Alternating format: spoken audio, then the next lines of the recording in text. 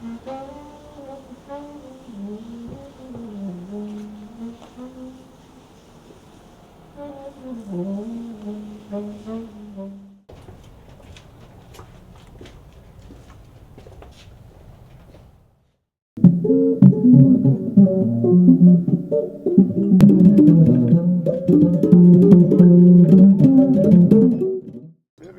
gotta be somebody.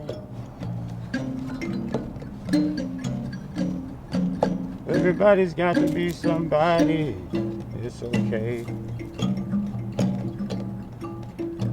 I am Duke, simply Duke, from Louisville, Kentucky. In this time, in this world, when I had a band back in Louisville, Kentucky, and we were pretty popular, and we was called Mobile Blues, and so I would just go and hide out every time we came back from the gig.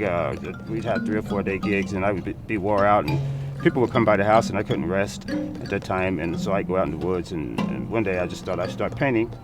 And a friend of mine, his mother gave me 3 tubes of paint, 3 or 4 tubes or something, and so never stopped painting. But I didn't start painting windows until I came to San Francisco.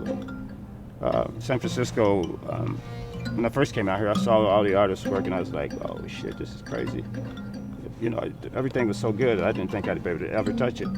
But now I'm thinking that, maybe I couldn't at that time, but now I'm thinking that it's, everything is here and present right now. And so here I am, and I'm running with the big dogs, I guess you could say. And so I went out, and one time I was out scavenging, and I found a window, and it came from a Victorian house with all the glass intact and all. And I took it home to put it in my, storage for a bin where I keep things to paint on, and I had it for almost a year. I still want to kick myself for that, before I even touched the thing, because I kept looking at it and saying, oh man, it's boring, And so finally it was Christmas Eve, and there was only one thing left. The whole storage bin was clean, and there was only one thing left in that storage bin. It was that one window. And I took it and I painted this California scene at nighttime, looking down a California hill up there, up to like, I don't know, Sacramento in California, Larkin or something, Jones in California.